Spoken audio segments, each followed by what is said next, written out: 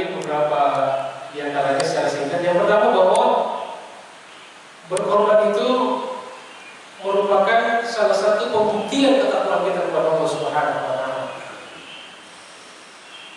Karena dalam Islam ketakwaan itu bukan hanya sekedar slogan, bukan sekedar teori, tetapi harus dibuktikan dengan amal yang nyata. Dan salah satu pembuktian itu adalah dengan berkorban. Hal ini sebagaimana firman Allah Subhanahu wa taala di dalam surat Al-Hajj ayat 37. A'udzubillahi minasyaitonir rajim. La yanalallaha luhumuha wa la dima'uha. Sekali-kali daging dan darah hewan yang kita korbankan itu tidak mencapai Allah Subhanahu wa taala. Tidak sampai kepada Allah. Walakin akan tetapi yanaluhu taqwa minkum.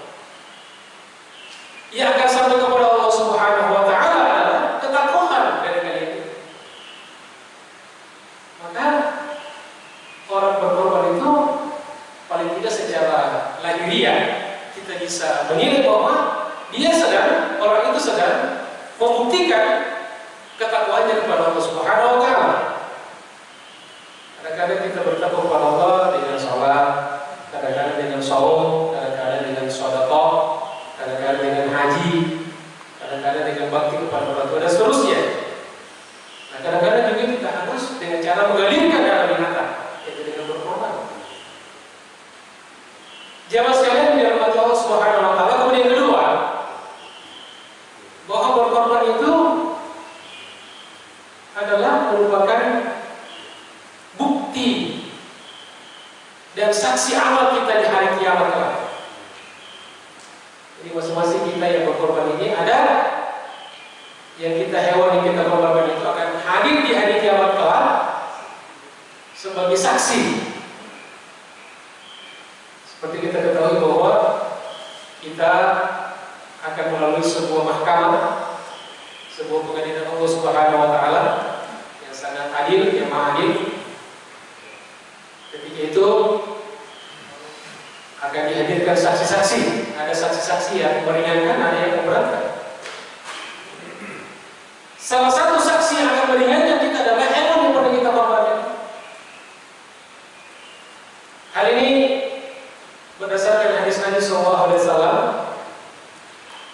riwayat Ibnu Majah nomor hadis 3117 dari Aisyah radhiyallahu anha. Qala Rasulullah sallallahu alaihi wasallam, bersabda Rasulullah sallallahu alaihi wasallam, "Ma 'amila ibnu Adam yawm an-nahr ahabbu ila Allah min hiraqati nabi." Tidak ada amal yang dilakukan oleh anak cucu Nabi Adam, itu manusia itu kita,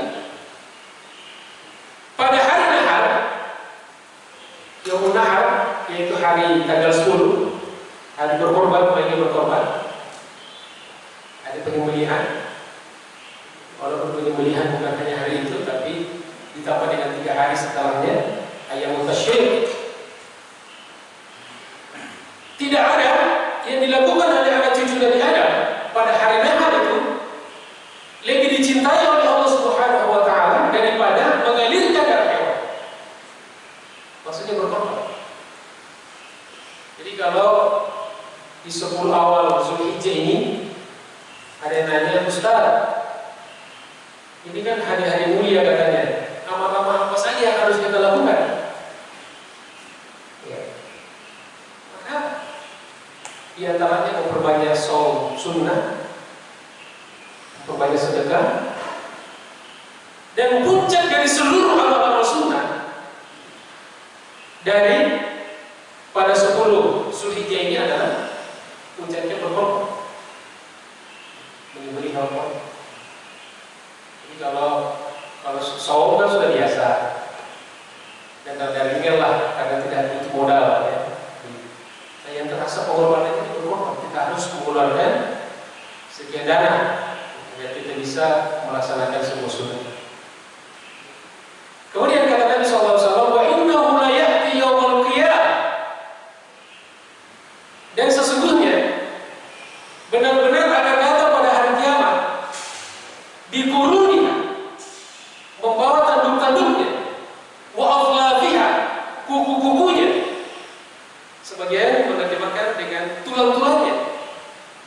tumbuhan bungkul lebih tepat.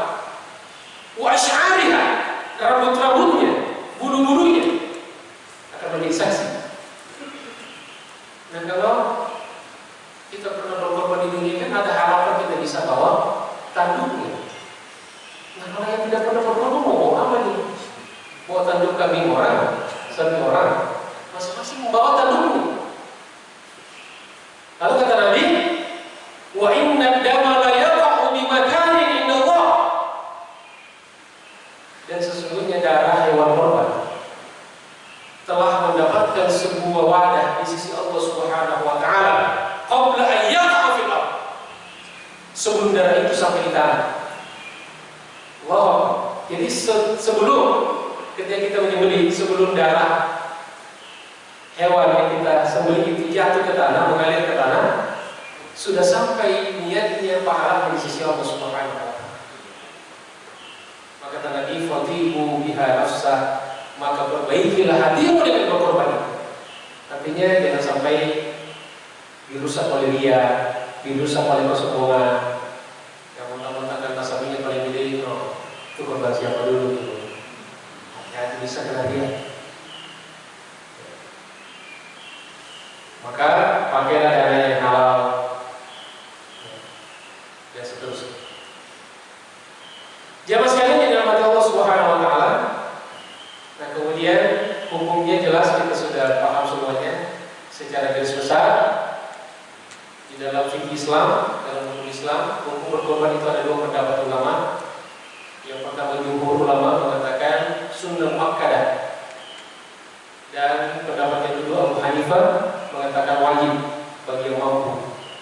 Dan dalam masa Abu Hanifah adalah fardu dengan wajib dibedakan.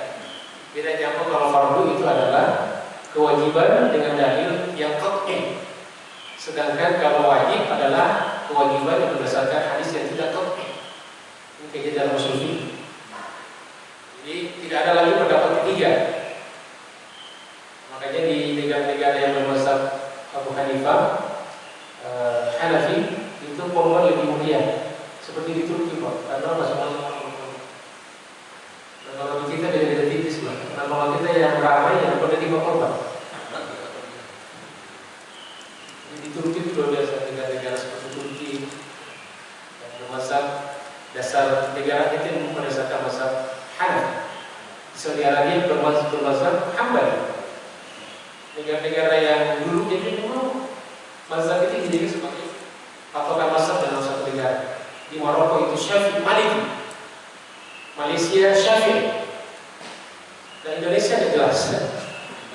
Ya mazhab apanya masuk? Ya, Syafi'i sebagai besar. Apa saja kita masuk. Ambil comot hadis sana sini, kemudian tidak jelas mazhab. Kalau dia mengatakan tidak perlu kita bermazhab, wah hebat sekali.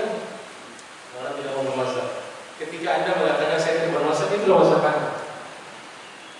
Karena apapun dalil yang Anda baca, semua sudah dibaca oleh ulama dulu. Tidak ada dalil yang baru turun sekarang. Jamaah sekalian dirahmati Allah Subhanahu wa taala, dalilnya sama. Fasholli li rabbika wanhar. Dalil utamanya, dalil pokoknya, baik jumhur atau Abu Hanifah mengatakan dalilnya adalah fasholli li rabbika wanhar. Maka salatlah dan berkorban, menyembelih. Abu Hanifah membawa ayat ini dengan al-amru lil wujub. Kalau ada perintah, maka konotasinya adalah kewajiban. Tapi jumhur mengatakan tidak. Karena dalam usul fikih kalau perintah itu kalau perintahnya kuat jatuhnya wajib, perintahnya ringan jatuhnya sunnah. Kalau larangan perintah larangannya kuat jatuhnya haram, larangannya tidak kuat jatuhnya makruh. Yang tidak diperintahkan dan dilarang jatuhnya mubah. Enak sekali di belajar Islam, hukum Islam. Cuma belakangan ada rancu hukum Islam itu kan orang masing-masing menerjemahkan hadis satu persatu comot salah sini. Kita itu sudah dituntut ke dunia Islam dengan mazhab al-aqwah. Jadi kalau kita hukum, mau usah yang lain. Tunjukkan kita harus wal jamaah kembali pada al-mazhab al-aqwah. Tinggal kita pilih mana yang ini menenangkan diri kita dan jamaah. Ma'asyiral muslimin rahimakumullah, jamaah sekalian dirahmati Allah Subhanahu wa taala. Kemudian beberapa sunnah kita sebutkan secara singkat juga. Yang pertama, kalau kita yang berkorban atau ketika berkorban disunnahkan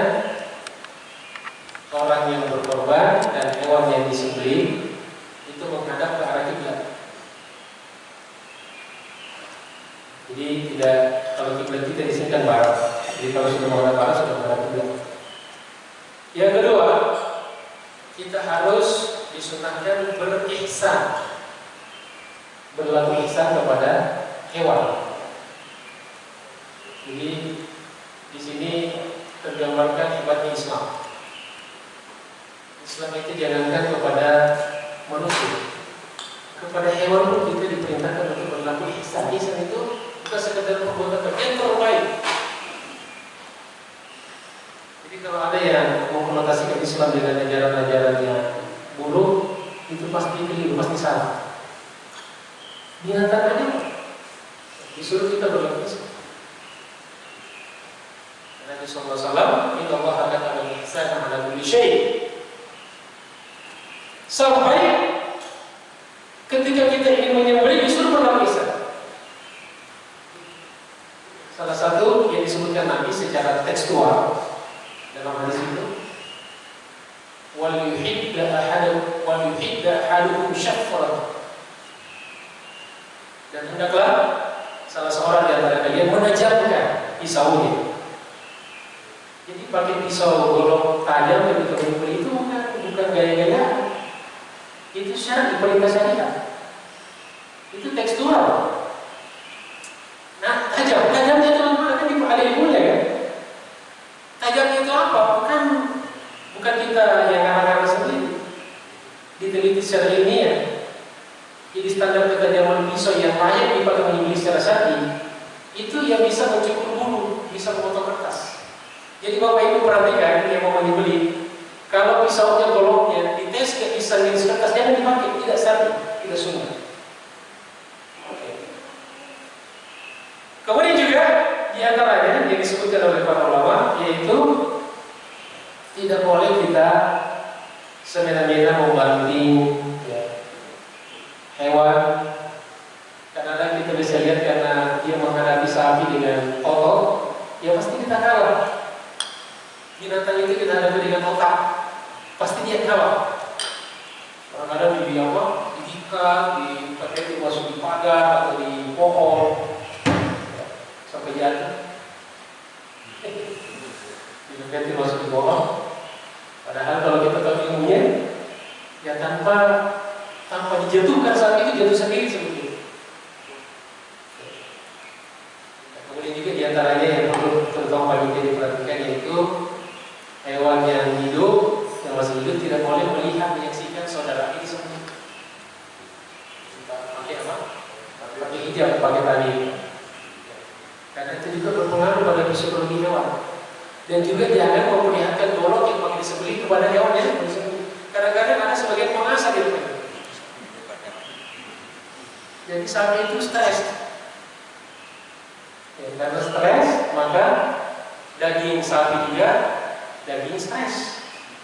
Maka idul korban kita makan dagingnya stres.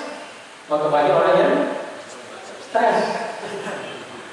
Padahal daging korban itu menyehatkan, obat Pak. Jadi saya ingatkan ya. Tapi tolong dipahami baik-baik. Saudara-saudaraku sempatkan makan sedikit saja dari daging hewan korban. Ini bukan daging biasa Pak.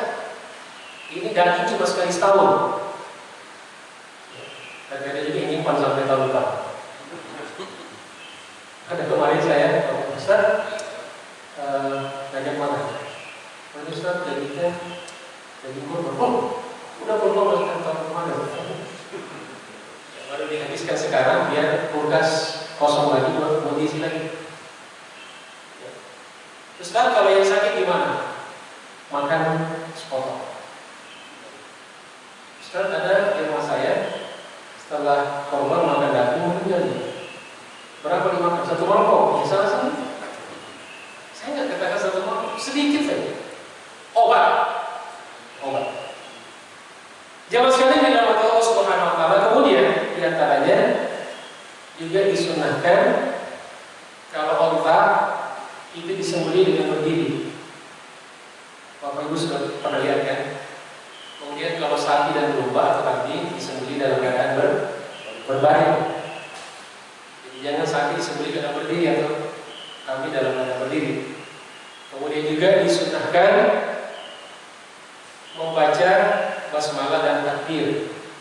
Jika mau menyembelih bismillahirrahmanirrahim, dan orang-orang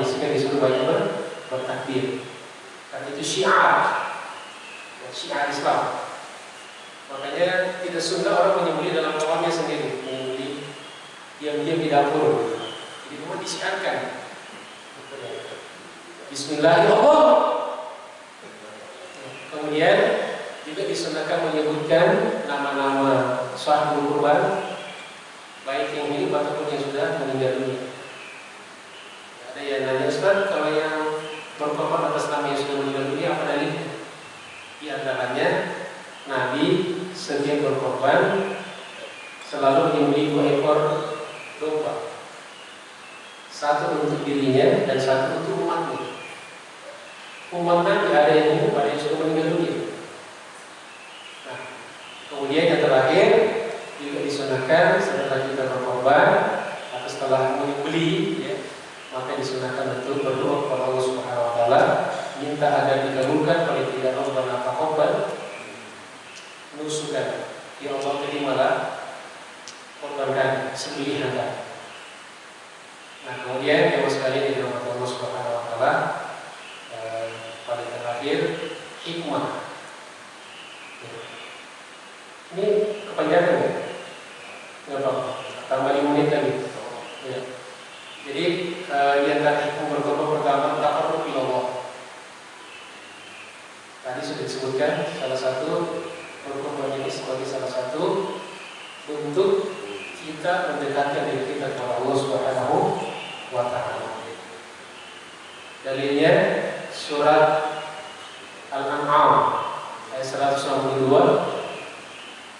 Inna sholati wa nusuki lillahi rabbil alamin.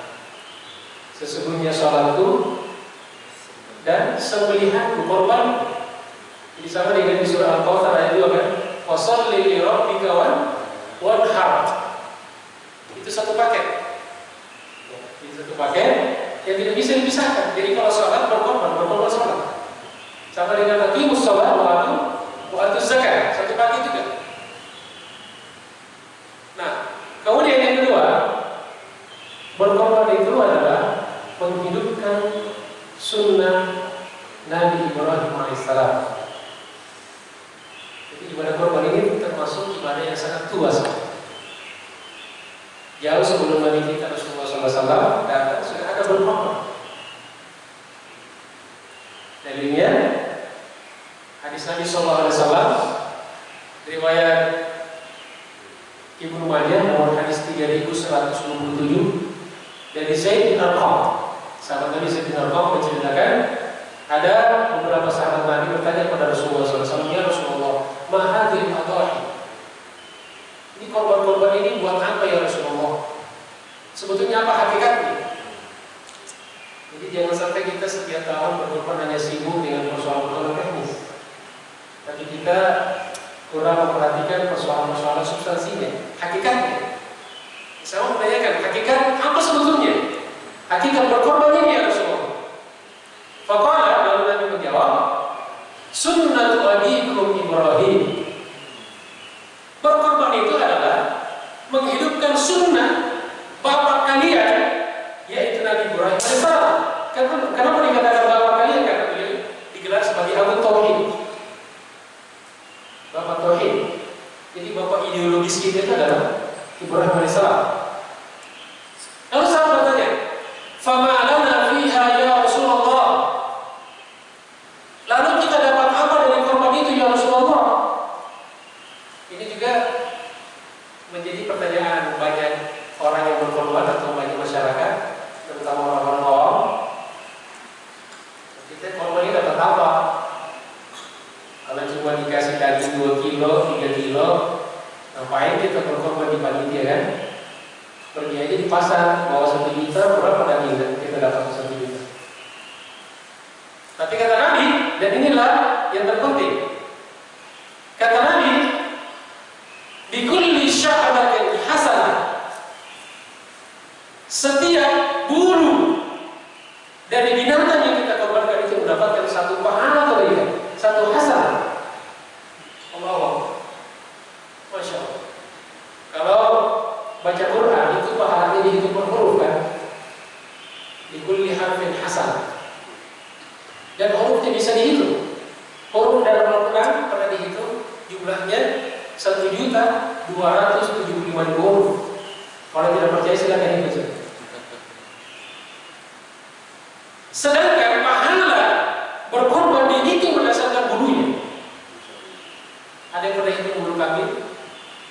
hati. Ya pasti baru berapa gitu udah tidur ngantuk gitu. Ya ketiduran duluan, gak bakalan telat. Masya Allah. Lalu sahabat bertanya lagi, Fasufu ya Rasulullah, bagaimana dengan domba-domba yang dulunya dijadikan sebagai suf, sebagai wol? Kan ada, kalau jenis kambing kan bulunya agak dikit, tapi ada jenis biri-biri, jenis domba yang bulunya luas sekali. Lalu kata Nabi Faqala, di kulli sya'ratin minas sufi hasanah. Setiap helai rambut dari bulu domba yang dijadikan wol, itu juga satu pahala. Makanya Nabi dulu kalau berkorban pakai domba. Kebetulan di Arab yang banyak yang populasi adalah domba dan onta, sapi jarang. Jamaah sekalian dirahmati Allah Subhanahu Wa Taala. Nah kemudian juga berkorban ini adalah kita sedang memperbanyak ladang-ladang pahala kebaikan kita. Ya ada kambing-kambing kita kan. Ada kambing pahala sholat, ada saum, sedekah, bakti pada orang tua, wakaf, dan seterusnya. Ada juga berkorban. Jadi manakala ada kebun-kebun kita dan kita yang kena hama gitu kan, ada yang kekeringan, nah bisa terbantukan dari ladang-ladang yang lain. Korban ini hanya bersifat sekali setahun. Sholat tiap hari kita puasa setiap saat kita bisa berpuasa. Kemudian yang terakhir yang sekali di dalam Allah Subhanahu Wa Taala yang tidak kalah pentingnya, bahwa berkorban ini salah satu hikmahnya adalah sebagai tanda kesyukuran kita kepada Allah Subhanahu Wa Taala. Maka di akhir ayat 36 surah Al-Hajj ada la'allakum tashkurun. Sama dengan tadi pada ayat tentang saum kan? Wa la'allakum tashkurun. Jadi ujung-ujungnya adalah kita diharapkan menjadi orang yang bersyukur kepada Allah Subhanahu Wa Taala. Orang yang pandai bersyukur kepada Allah Subhanahu Wa Taala, karena salah satu ciri bagi Rasulullah SAW adalah kata beliau, afala aqulu 'abdan syakur, hamba yang paling banyak bersyukur kepada Allah Subhanahu Wa Taala, dan cara bersyukur yang paling utama adalah dengan cara kita meningkatkan kualitas dan kualitas ibadah kita kepada Allah Subhanahu Wa Taala. Berkorban harus kita ingat itu ibadah, bukan sekedar pesta-pesta daging dan seterusnya, tapi pertama adalah sebagai takarrub kepada Allah Subhanahu Wa Taala, karena betapa banyak kenikmatan yang Allah berikan pada kita. Masa sekali setahun kita diminta untuk mengeluarkan 2,5 juta, 3 juta, masa kita nggak bisa beli handphone bisa, masa berkorban nggak bisa, nyicil motor, mobil, rumah, ya masa bisa kita berkorban tidak bisa. Insya Allah semua kita bisa berkorban. Mudah-mudahan 4 hari ke depan ini, kalau saya ada kesempatan untuk mematakan lagi yang belum yakin, yang belum siap, dan Allah Subhanahu Wa Taala mudahkan kita untuk bisa berkorban. Semoga Allah Subhanahu Wa Taala menerima ibadah korban kita dan ibadah-ibadah kita yang lain, insya Allah. Terima kasih atas segala perhatiannya. Mohon maaf atas segala kekurangannya. Billahi taufiq wal hidayah. Wassalamualaikum warahmatullahi wabarakatuh.